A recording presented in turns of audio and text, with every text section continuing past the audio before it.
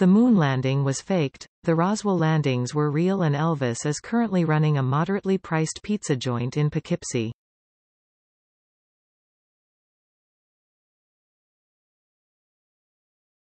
Also, Kate the Princess of Wales is missing.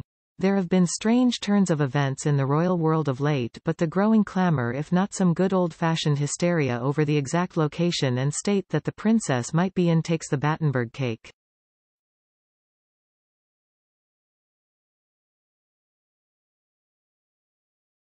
On Thursday, the Princess of Wales was trending across every social media platform between here and LinkedIn. Slight exaggeration, maybe.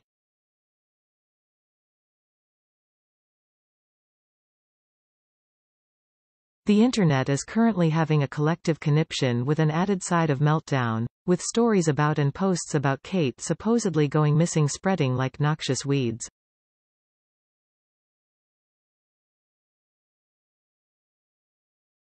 Jeepers, this is not good.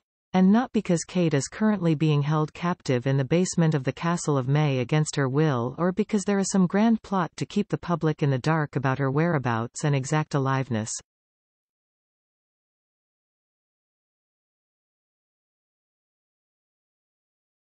Take a deep breath. Hold it. Slow exhale. The princess is alive and probably currently buying out Cezanne's stock of cream frilly shirts.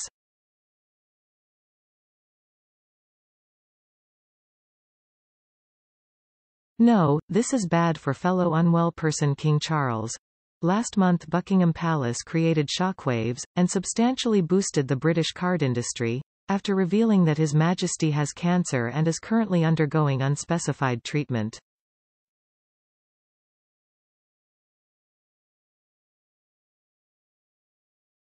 This meant that he would be pulling out of all public duties, on the advice of doctors, but would still keep up with his mounds of state paperwork, Zoom meetings, and once a week holding Prime Minister Rishi Sunak's hand as his lip wobbles over his forthcoming ouster.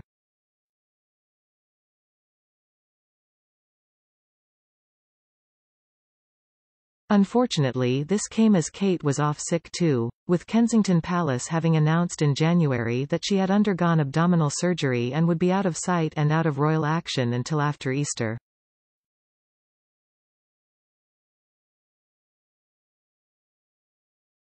This also meant that Prince William was busy mass deleting his diary to be by her side, mop her brow, and to ensure their kids didn't bunk off school to find out, railway children style, if they actually own Wales.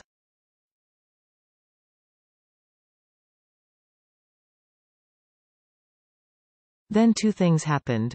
Firstly, in early February, journalist Concha Calleja turned up on Spanish TV to say that she had spoken to an aide from the royal household in a completely off-the-record manner, and that the princess had been in great danger after her operation.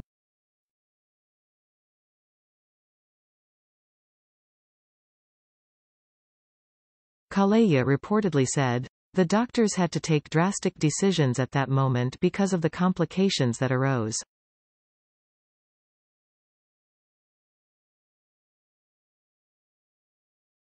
The decision was to put her in an induced coma. They had to intubate her.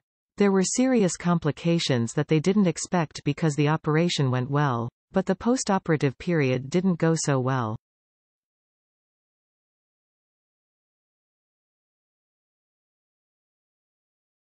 The concern in the royal household was palpable. It was about saving her life. To care for Kate at home, practically an entire hospital had been allegedly set up.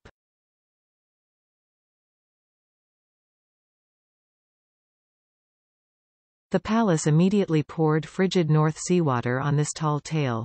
A palace source told The Times, "It's total nonsense. It's fundamentally, totally made up, and I'll use polite English here, it's absolutely not the case."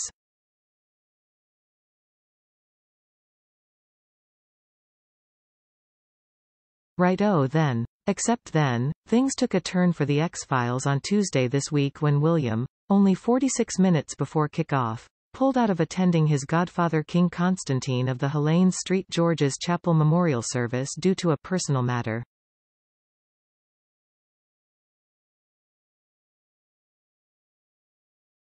Kate. The entire internet flapped. Tin-foil helmets immediately came out.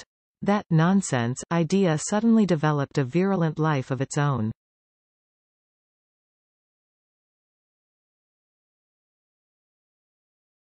And those conspiracy theories around the exact nature of her surgery and recovery leapt from fringe to mainstream.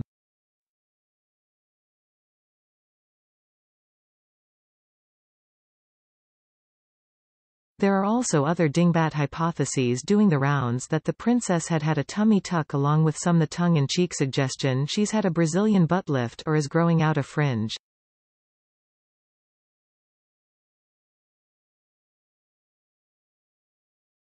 Suddenly, in the space of hours, the internet is treating the Princess of Wales like she's the Shelley Miscavige of the Sandringham set.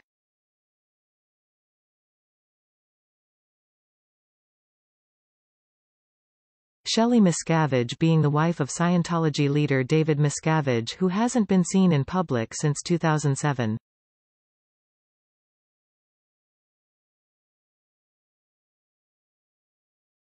This Great Kate panic has morphed from entertaining to the unhinged, and it would be easy to dismiss it as just sound and fury if not for the much more serious and real implications.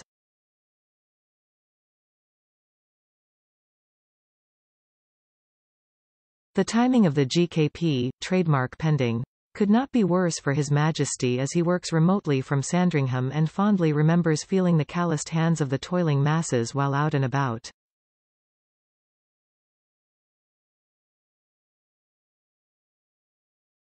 Right now, the standing of the royal family is dicey. 3 of the 4 highest-ranking members of the working cadre have gone AWOL: Charles, William and Kate, leaving us in the previously ludicrous to even imagine position that Queen Camilla is holding down the fort and is now the public face of the monarchy.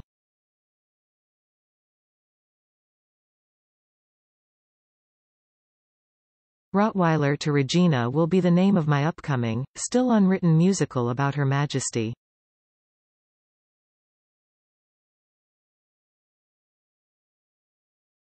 Meanwhile, any hope that vast waves of public pity might sweep the palace after the King's was announced were dashed recently when YouGov canvassing found that royal support had remained largely static.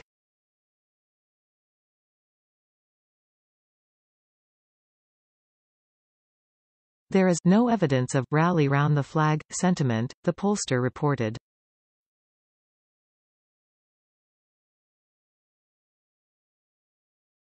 What this current situation with Charles's cancer requires is for Crown Inc. to be projecting a stately image of calm, of dignified continuity, of nice starched stability and dutiful perseverance with everyone mucking in.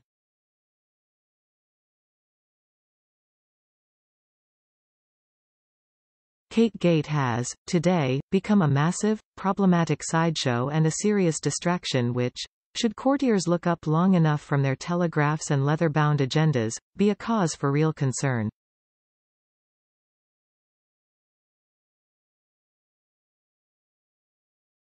It's a big fat disruption from the wider royal mission and as creating doubt around an institution that has been trying to cast off the image of being a shadowy, imperious bastion of pathological caginess.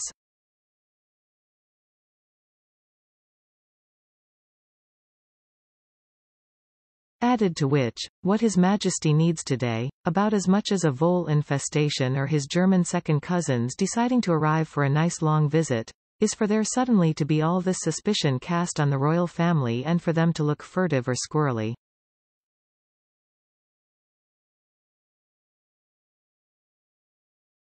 Fundamentally, what this Kate hysteria comes down to is trust, and what has become clear in the last 24 hours is just how little store and faith much of the Wi-Fi connected world puts on what the palace says officially.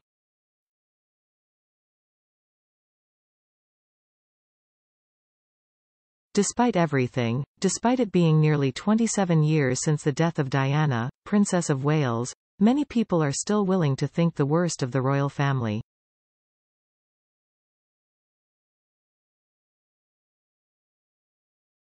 Before we part ways, let me just say this really clearly here. The truth might be out there, but Kate is tucked up at home in Windsor, getting better.